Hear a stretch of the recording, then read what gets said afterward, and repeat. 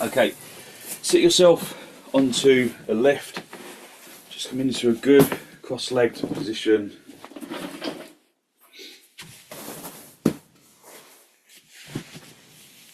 And just have a little wriggle about. Make sure that you're sitting evenly.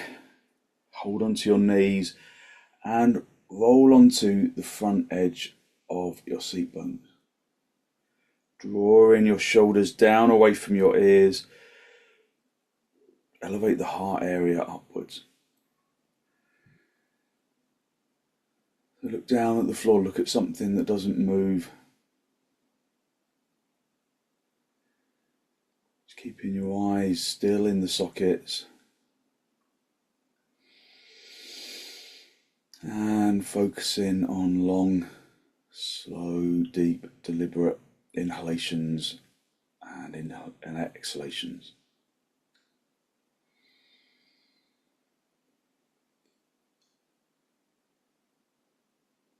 Keeping your eyes still, just looking at something ahead of you that doesn't move.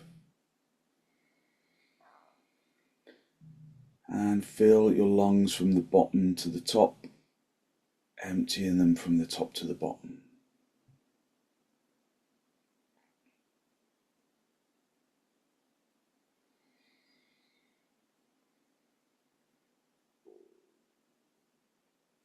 Observe as you inhale that the lungs fill evenly. And if they don't feel evenly, then aim to do that. As you exhale, exhale that you exhale from both lungs evenly. And correcting it if it doesn't feel even.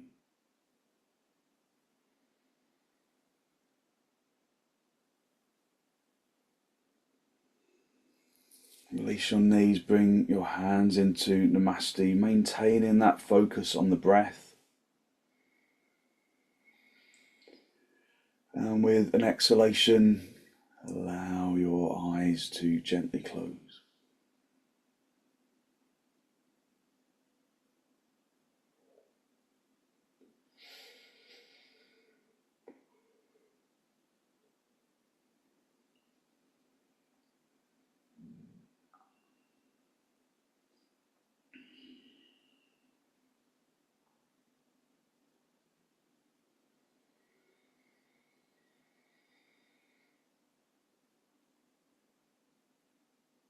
Focusing on filling the lungs evenly from the bottom to the top, like you're filling a jug with water, and emptying your lungs evenly from the top to the bottom, like you're emptying a jug.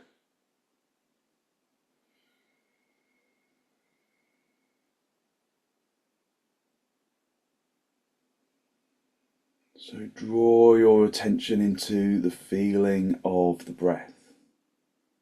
At the same time, observe that you are remaining on the front edge of the seat bones, lifting the abdomen up to the diaphragm, up to the collarbone, drawing the shoulders down away from your ears.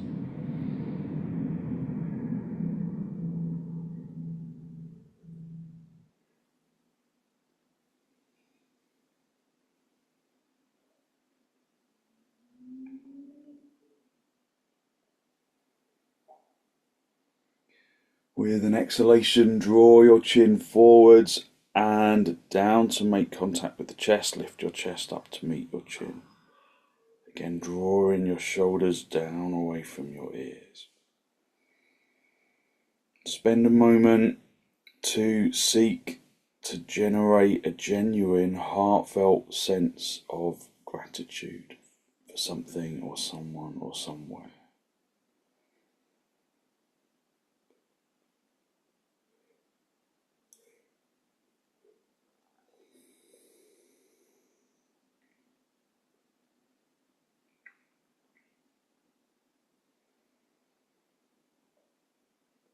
Hold on to that feeling of abundance in the heart area.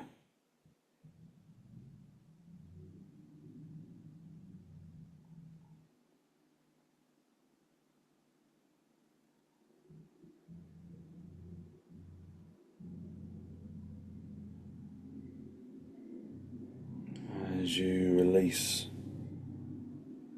your hands down towards the floor, down towards the knees, bring the backs of the hands down onto your knees, palms facing upwards.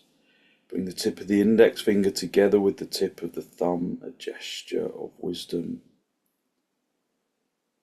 physical intelligence and peacefulness that we can carry with us into our practice.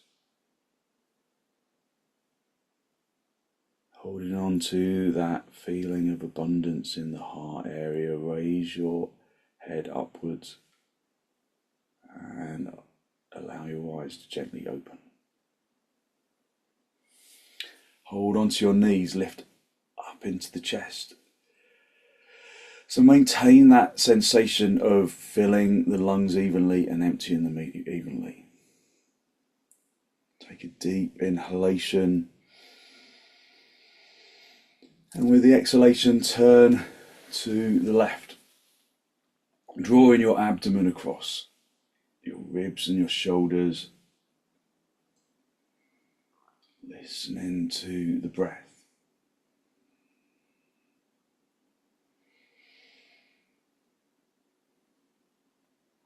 Use your out breath to intensify the turn.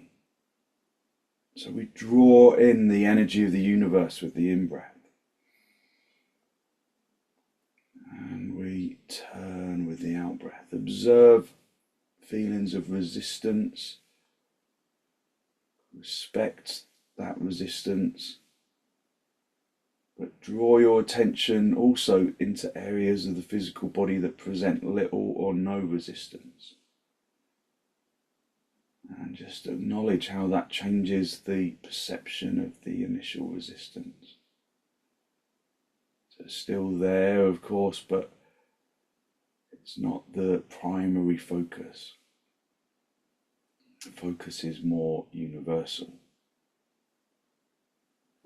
Come back to the center, hold onto your knees, lift up into your chest.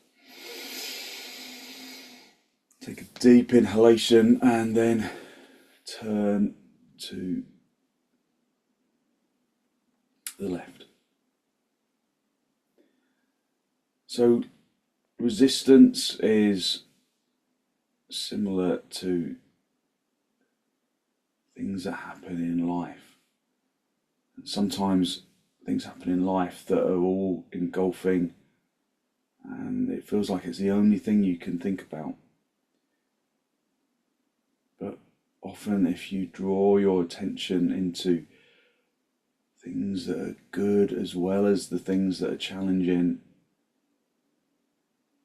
and spend some time really acknowledging those good energy elements of your existence, then just like that feeling of resistance lessens and becomes more bearable, so does those things in life that come to challenge us. If we can balance it with recognition of the good things in our existence as well. Easier said than done, of course, but it's true, it works. Come back to the center, hold onto your knees. Just take some deep inhalations, deep exhalations. Again, just focusing on the feeling of the breath. As you inhale, observe how the chest expands upwards and outwards. Preferably evenly. And as you exhale, how the chest relaxes. Come off your lift. Sit back on your heels. Big toes together, your knees apart. And then just sit back on your seat bones. Sit back on your seat bones and elevate the heart area up to the ceiling. Wriggle into the inner heels. So draw the inner heels outwards so that the outer buttock kind of really sits within the feet. Press the shin bones into the shin skin so that the thighs activate, so that you can activate the spine. And then keeping your seat bones in contact with your heels, Come forwards, extending forwards, keeping the heart area lifted. Stretching forwards and then bringing the forehead down. If you lose contact between the seat bones and the heels, then put a block under your head, under your forehead. Fill your lungs from the bottom to the top.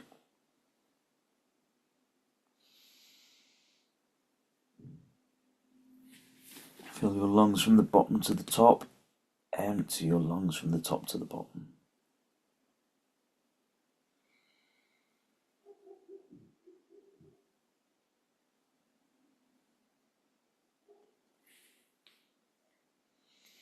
Turn the tailbone in. Lengthen from the hips into the armpits, into the elbows, the wrists, the palms, into the fingers, the fingertips, the fingernails.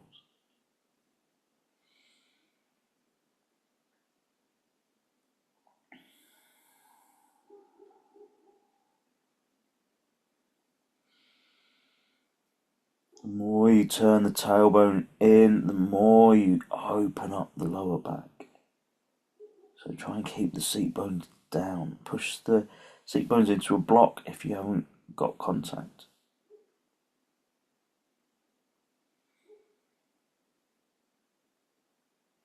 And then bring your hands underneath your shoulders.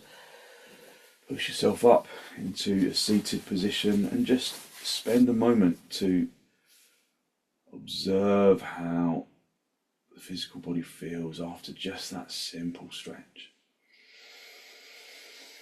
Come up onto your knees, have your hands as wide apart as your mat, your feet as wide apart as your mat. Have your little fingers on the edge of the mat, stretch the thumbs towards each other, turn your toes under, and then come up into Adho Mukha Svanasana.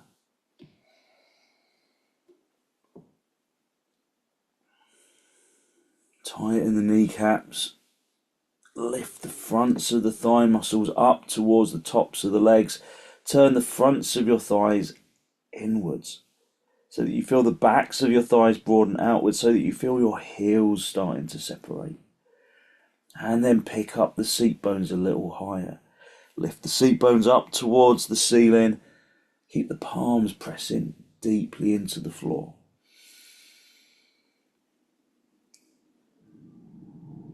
Feel as though your hands and your feet are stuck to the ceiling and you're hanging down to the floor. So the peak of the shape of the pose is the hips hanging down to the floor. So keep turning the fronts of the thighs inwards so that the backs of the thighs broaden outwards so that you can pick up the seat bones. Keep filling the lungs from the bottom to the top, emptying them from the top to the bottom.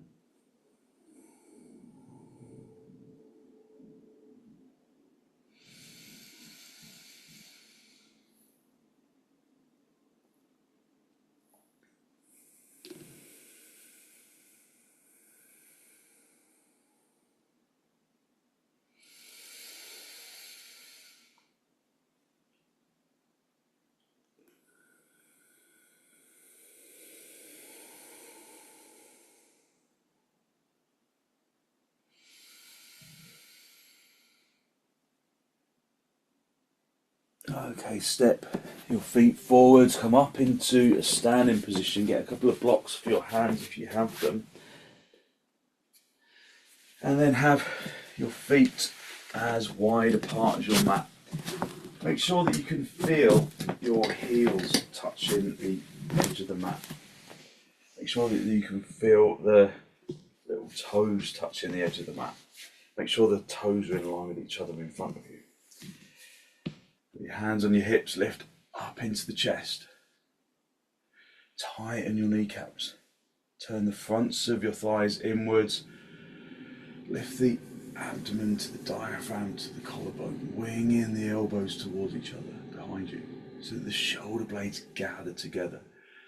Keep the back straight, keep the head lifted, and then reach underneath the shoulders and find the blocks.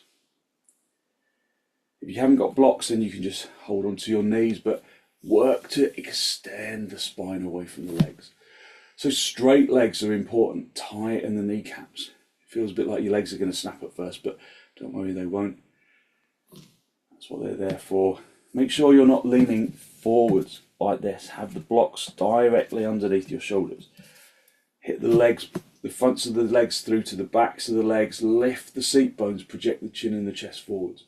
If you can incorporate those actions in the legs that we had in dog down, then you can lift the seat bones more. So lift the fronts of the thighs up to the top of the leg. Turn the fronts of the thighs from the little toe to the big toe side.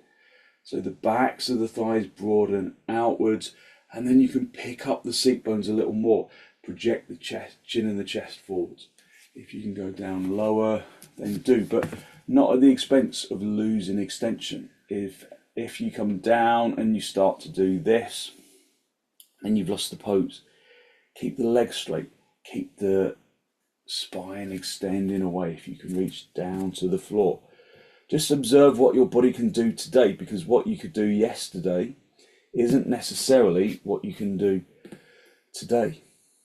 So observe how the feeling of the pose drives you into it. Observe what the body is feeling. Keeping the head lifted. If you can't see the screen, as long as it's in front of you, of course, then you're probably dropping your head. So keep your head lifted. I often think if you bring your palms down now, this is your animal's view of the world. And obviously they've got a bit of a longer neck because our necks aren't designed for this position particularly, but that's how an animal sees the world, on all fours. Bring your hands into your hips, bend your knees on the way up if you can, and then come up into a standing position. Be in Tadasana, standing in the centre of your mat. Breathe in through the nose and out through the nose, just observing how those limbering poses have opened up the energy of your body. Turn the palms all the way out. Hit your shins back so that your weight goes into your heels. Turn the fronts of the shins inwards. Tighten the kneecaps. Turn the fronts of the thighs inwards. Tuck the tailbone in. Lift the abdomen to the diaphragm, to the collarbone. Lengthen the shoulders down into the fingertips. Lengthening the neck up into the head. Just breathing in through the nose and out through the nose, keeping your legs straight like we were doing in dog down and half uttanasana. If you lift effectively, then likely you lift your toes. If you're not lifting your toes off the floor, then do it to sharpen the action of your legs. So when I really concentrate on uttanasana, when I lift deeply, especially lifting the chest, my toes always lift in sympathy. Bring your arms wide, bring your toes down if you're lifting them. Bend your elbows in and then step or jump your feet nice and wide. So I just have to step up here because this floor isn't particularly strong, as you can hear it creaking about. But you can jump. So have your feet as wide apart as your wrists. Just go back to the breath. Extend your arms out from the heart area. Straighten your legs, tighten the kneecaps. Turn your left toes in slightly, your right leg and foot all the way out. And then tighten your kneecaps. And turn your legs the opposite way round. Rather than inwards, which will make you do that with your hips, I want you to turn your legs outwards. The fronts of the legs outwards so that the hips stay level. And then reach over into trikonasana. Reach down to find the shin and look up to the ceiling. Extend from the heart area out into the arms.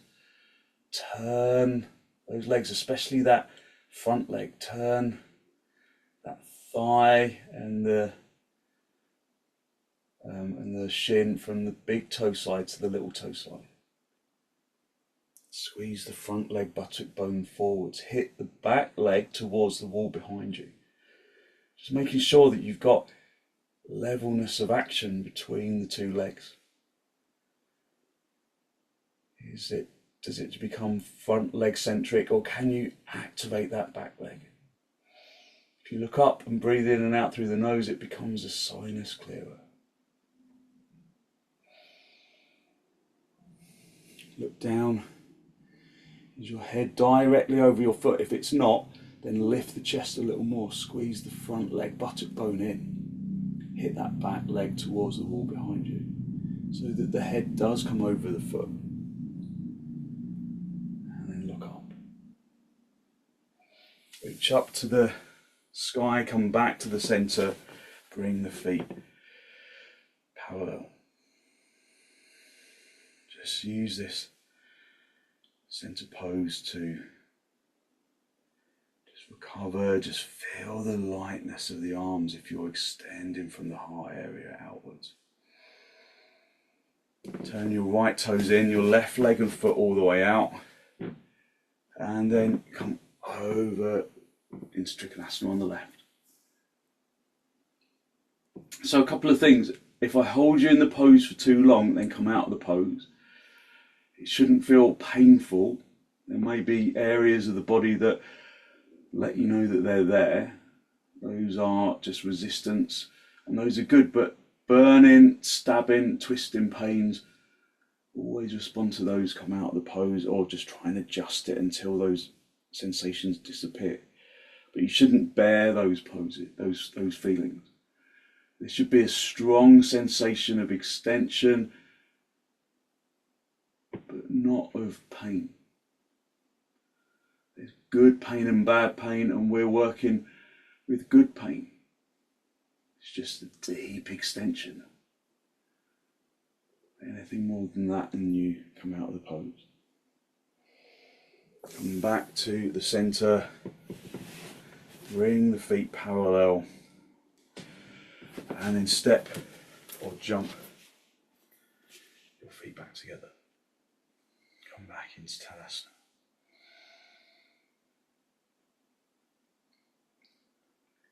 Incorporate those instructions in padahastasana that I gave you before.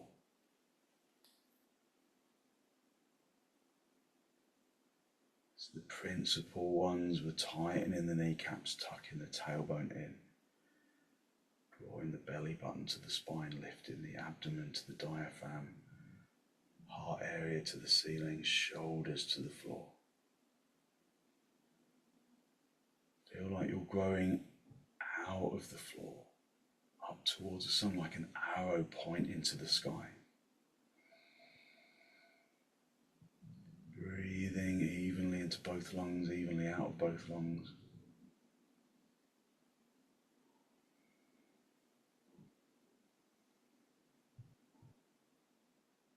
Okay, bring your feet hip width apart, and then you're going to turn your toes in. You might need a belt for this.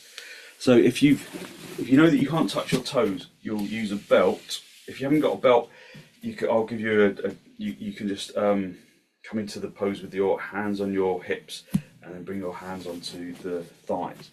But if you're using the belt, you're going to put the belt between the two big toes, and then as you come forward, I'm just doing this so you can see it sideways, you're going to come forwards with a straight back, just lifting the legs, and then you, as far as what we don't want is this, because you're going to hurt your back. You keep your back straight, you keep your legs straight, and then you come forward. You might not get very far down, but that doesn't matter. Do it safely. You come forwards with a straight back. Otherwise, you're just going to get hold of the big toe with the index finger and the middle finger, and then you wrap the thumb around the inside of the big toe. Turn your toes in. Tighten your kneecaps. Turn the fronts of the thighs inwards.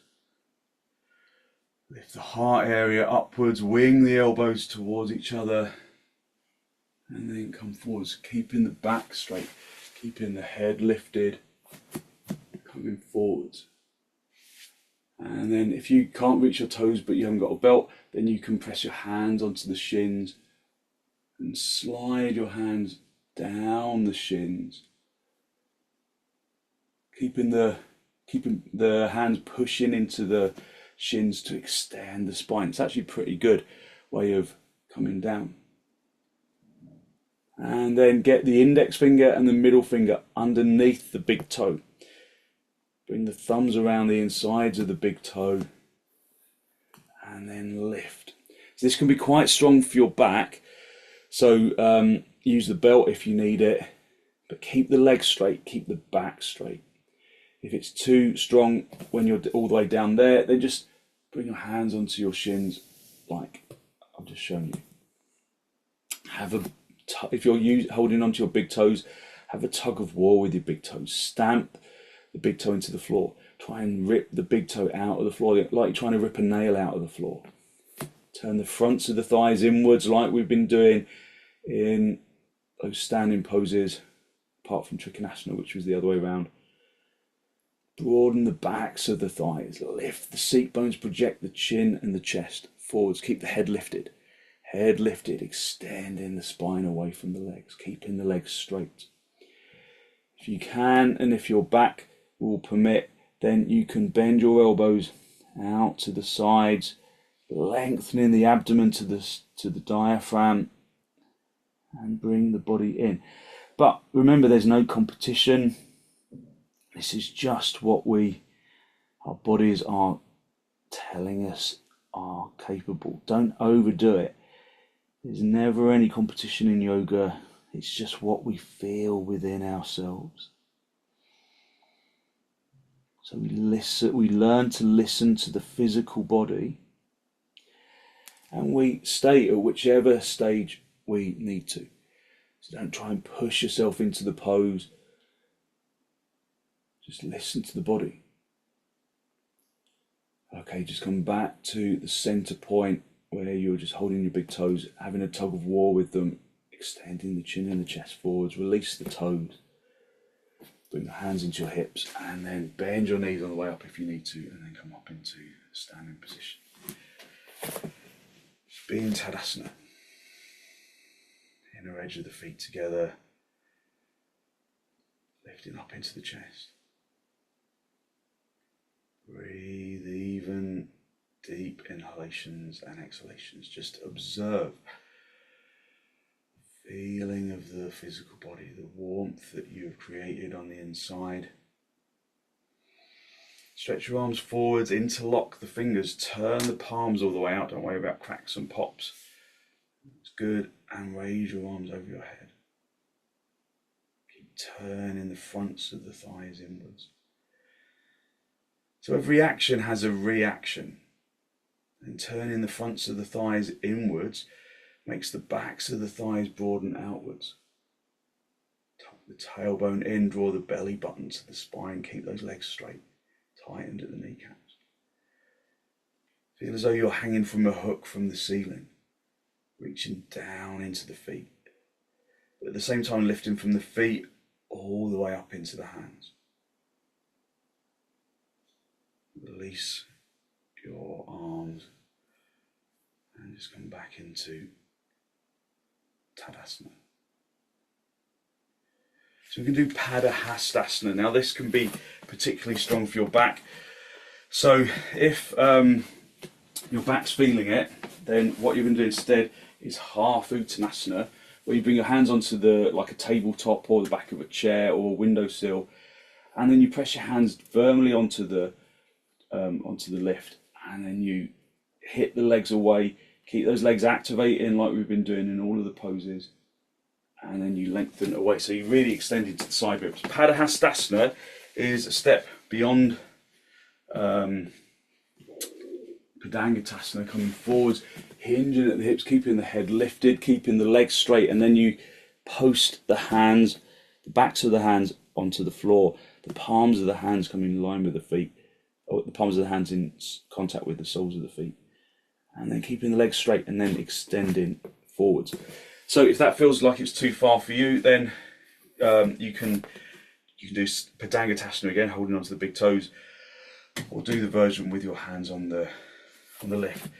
Always make sure that you listen to the body and acknowledge what the body is telling you. So don't push yourself in just because you want to kind of go into the pose. Feel that the body is ready. If you're doing padahastasana, well, whichever version of the pose you're doing, have the feet hip width apart and turn your toes in. Stamp the big toe into the floor and stretch the little toe out to the side. Tighten your kneecaps, turn the fronts of the thighs inwards. So again, the backs of the thighs broaden outwards. That will give you space in your hips. Have your hands on your hips, wing your elbows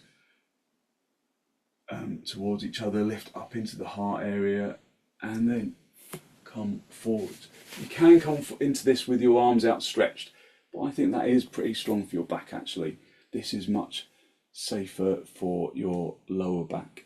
Keep coming forwards, and beyond what you would need to, keep the chest extending away from the hips, almost bringing the chest down to the floor.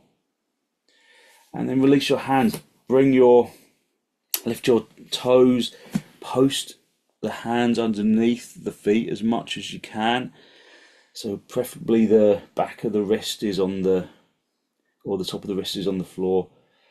And go back to the legs, tighten the kneecaps, turn the fronts of the thighs inwards, lift the seat bones, and work to straighten the back by projecting the chest forwards, drawing your shoulder blades through to the front chest.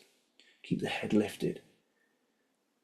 Breathe in through the nose, evenly breathing into the lungs, evenly exhaling. If you can, with a straight back, you can bend your elbows out to the side, drawing your body in. But again, there's no competition. We're just working with the body that we have. We're working with the body and we're listening to the body. It's when you don't listen to the body that you injure yourself. So work with consciousness. Okay, just come back to the halfway point. Release the hands, bring the hands underneath your shoulders, just come into half uttanasana. Your half uttanasana, of course you can just bring your hands onto your shins if you can't reach the floor. Half uttanasana will feel really different. You can probably bring the palms down and lift from the wrists into the armpits. Okay, from here we're going to go into dog down. So if you need to bend your knees to do it, then do. Otherwise, just keep your legs straight, walk your hands forwards, bring your hands shoulder width apart, pointing the fingers forwards, and then step the feet back. Have the feet hip width apart, and then reactivate those legs, tighten the kneecaps, lift the fronts of the thighs up to the top of the leg. Turning the fronts of the thighs consciously inwards. It's all the same action, tadasana action. Lift the seat bones away from the backs of the thighs. Breathing in through the nose and out through the nose.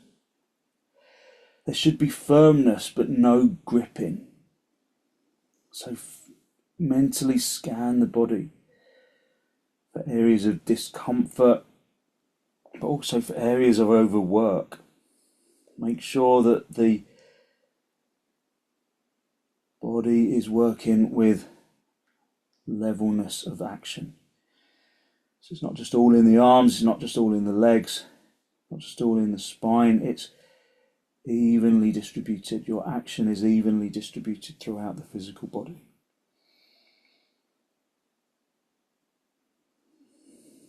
Keep the breath deep and soft and even.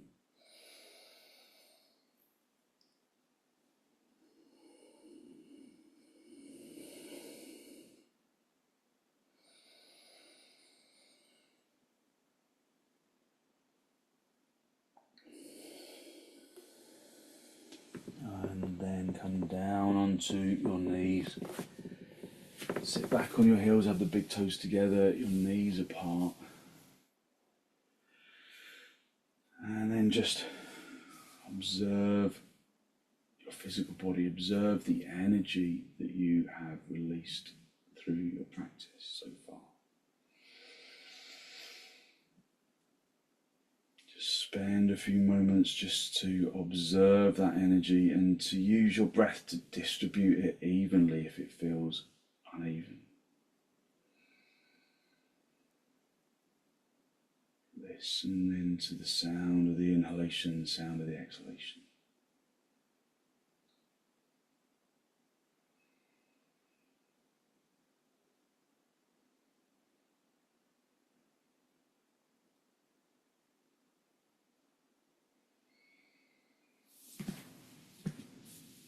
And then come forwards into Adho Mukha virasana. Just returning back to those poses that we spent some time in at the beginning, observing how they feel different. Keep the spine extending away.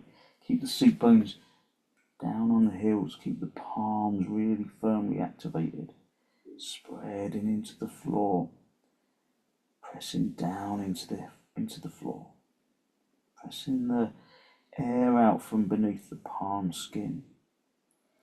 Pressing the finger knuckles into the floor, especially the index finger knuckle.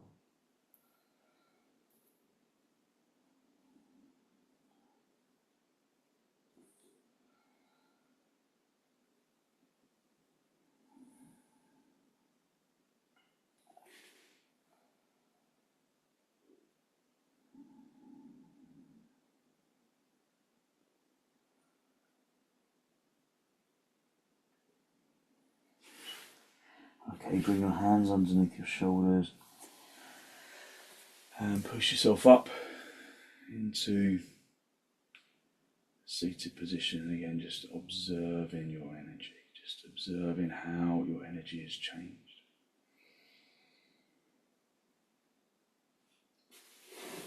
Okay, come down onto your back for supta padangusthasana.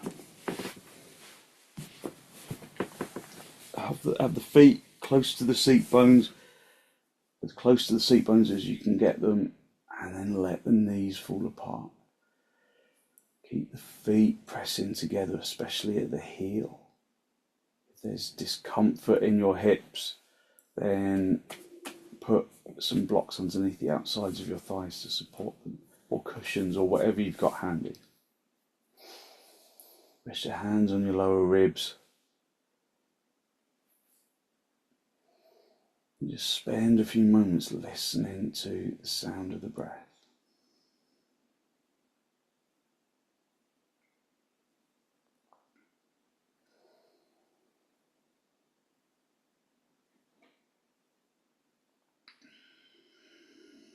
Raise your arms up to the ceiling and then interlock your fingers. Now the interlock that you've just done is probably the interlock you always do. So I want you to swap the interlock so that the other index finger is on the top of the stack. So that we did the other arm lift, padangusthasana, only once. So this is the other side. So turn the palms up to the ceiling, spread the palms, squeeze the outer elbows in, and then lengthen your arms along the floor. If there's stiffness in your shoulders, you can put a folded blanket or some blocks or some cushions underneath your hands just to support the shoulders. Otherwise, use the floor. Keep the feet pressing together, especially the heels. The outside edge of the foot pressing firmly together, turning the tailbone in so that your lumbar comes down onto the floor. Draw the belly button to the spine. Lengthen into those arms, squeezing the outer elbows in.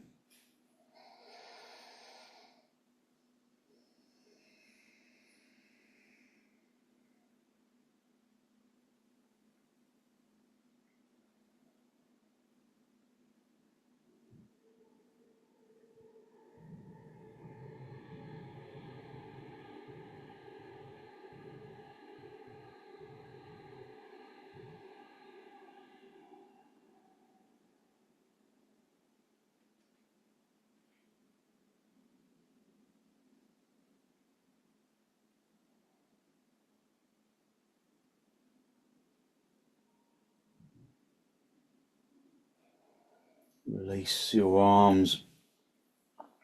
Just rest your hands on your lower ribs. Let the legs just relax. Just using the floor to realign the spine.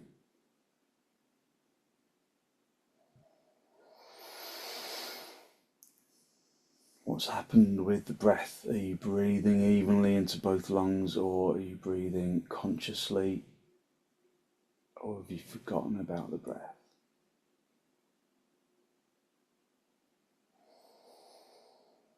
Just feel the lungs from the bottom to the top. Fill them evenly, and empty your lungs from the top to the bottom.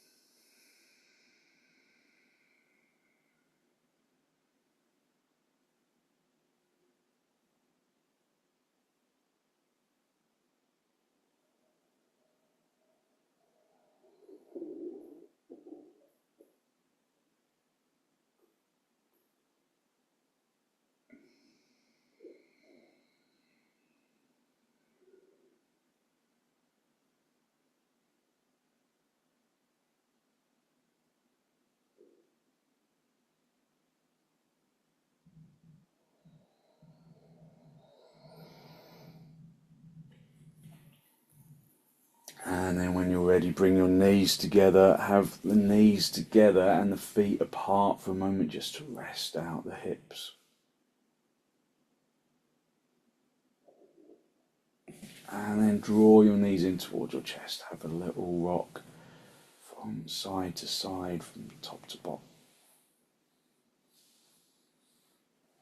And then very gently roll over onto your right side.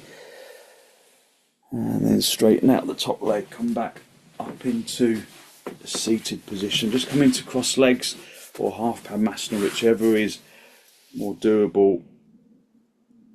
And then hold onto your knees, lift up into the chest, elevate the heart area upwards. Draw in your shoulders down away from your ears. Again, just observe your energy. Observe how your energy has changed.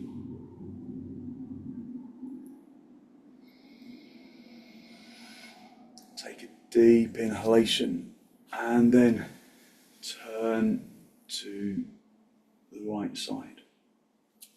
Drawing your abdomen across and your ribs across and your shoulders across, keeping your head completely, or your neck completely passive, just looking forwards.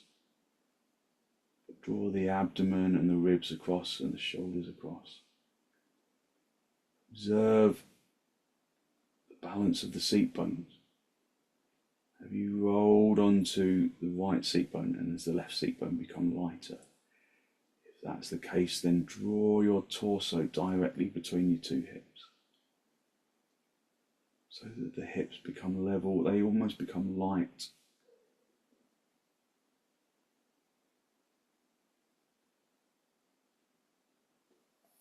And then gently come back to the center. Hold onto your knees, lift up into the chest, take a deep inhalation, and with the following exhalation, turn to the left.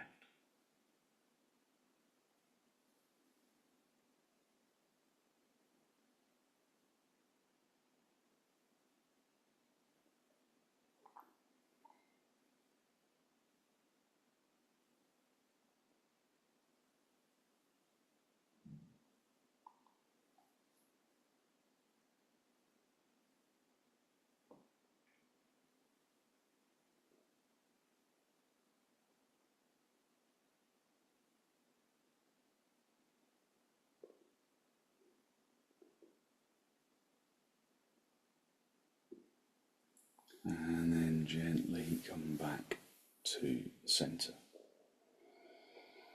Just hold onto your knees and elevate the heart area up to the ceiling. Like you're seedling poking out of the earth, reaching up towards the sun.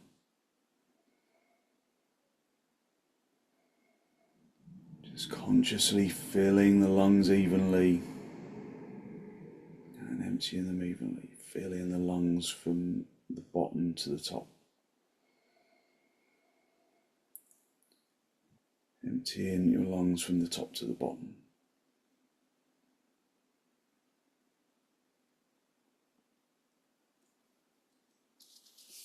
And then release, coming down onto your back. Now if you've got a bolster, you're going to use that for underneath your back. If you don't have a bolster, you can just do this directly on the floor, or you can put some cushions underneath your lower back. So if you haven't got a bolster, then you're just going to hold onto the sides of the mat, lifting the legs like this. If you've got a bolster, then you're going to lift the seat bones, bring the sacrum area of your back down onto the bolster, and then gather the shoulder blades together. Bend your knees, and then extend your legs up to the ceiling. If you're on a period, don't stay with your legs in the air for too long. You can stay with the bolster and bring your legs down onto the floor if that's the case. If you've got high or low blood pressure that isn't being controlled by medication, then again, don't stay in the upside down for too long. Otherwise, just extend the legs up to the ceiling. Activate the legs like you were in Tadasana.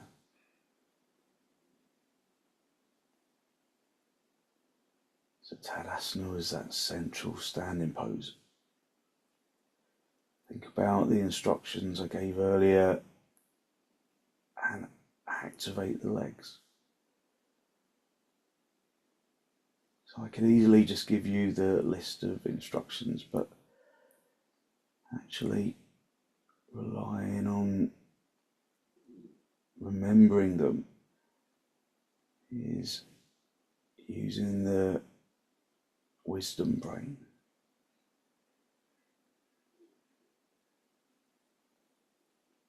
Intellectual body.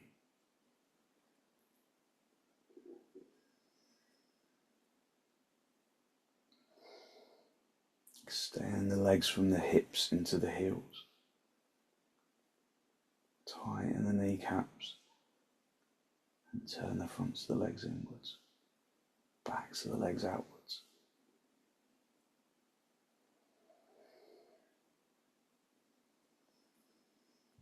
Keep the chest lifted. Stay on the tops of your shoulders if you can.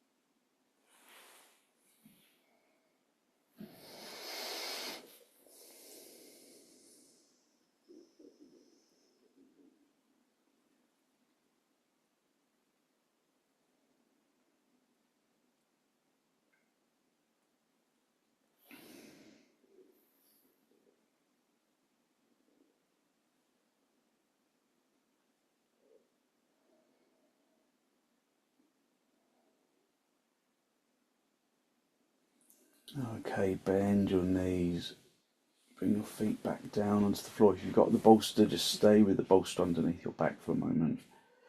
If you don't, then just relax into the floor for a moment.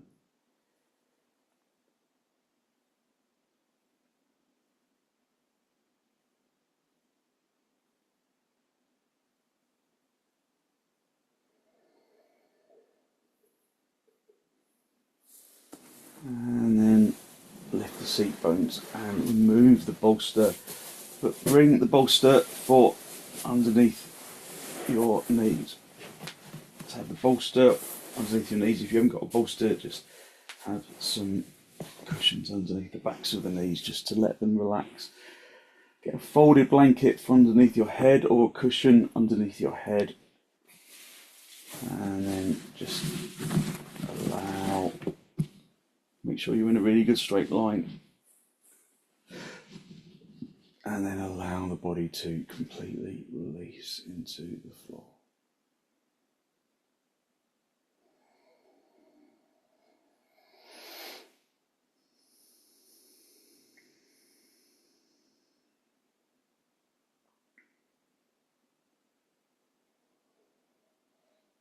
Consciously unhook the leg and the arm muscles from the bones, so that you allow the physical body to become heavy. That's an important part of relaxation, to become heavy in the physical body, because as you give in to that heaviness, perhaps you observe a sensation of irrepressible lightness that radiates from the bones, filling the muscles with an energy that almost glows.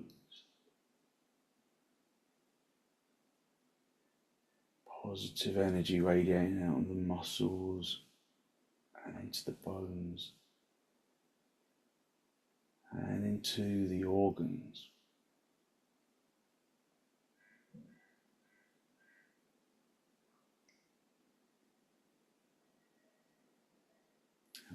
Radiating from the bones into the muscles and into the organs, into flesh and the skin.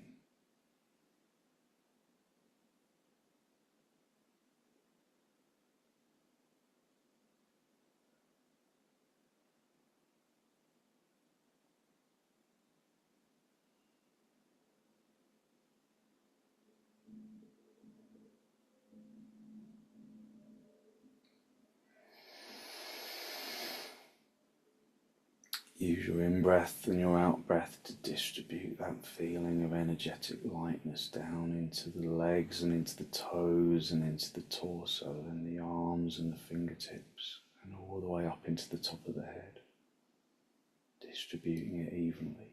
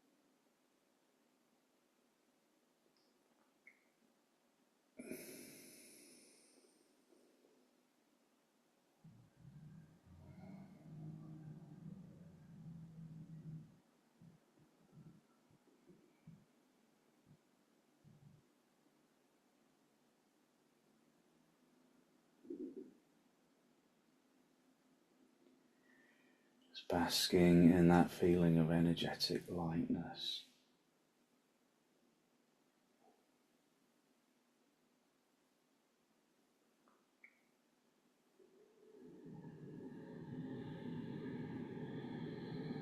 And then when you're ready to disturb yourself, wiggle your toes, wiggle your fingers. Bend your knees, bring your feet onto the bolster if you've got it there. Have the feet apart and the knees together. Just resting your back into the floor. And then roll over onto your right side. Just stay down for a breath or two.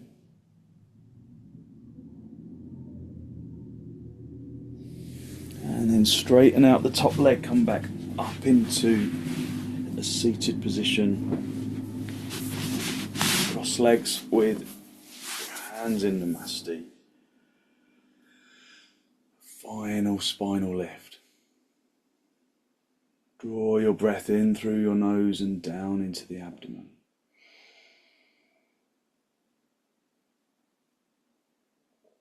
Be conscious of the energy that you have released through your practice this morning, that good, positive, healthy flow of clean energy that the extensions and the forward bends and the twists and the inversions bring to the body and to the mind. And then draw your chin forwards and down to make contact with your chest.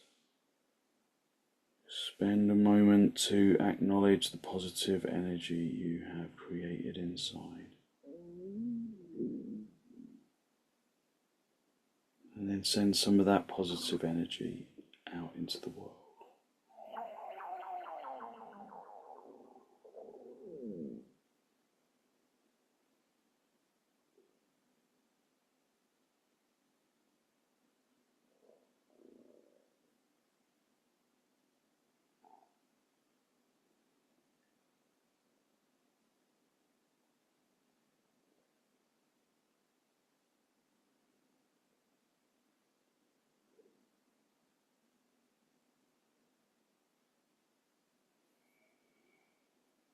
And then release the backs of your hands down toward your knees, palms facing upwards. Just bring the tip of the index finger together with the tip of the thumb, just a gesture of wisdom, physical intelligence, and peacefulness that we can carry with us into our day as an intention. And then raise your head, allow your eyes to softly open, and the focus to softly come back.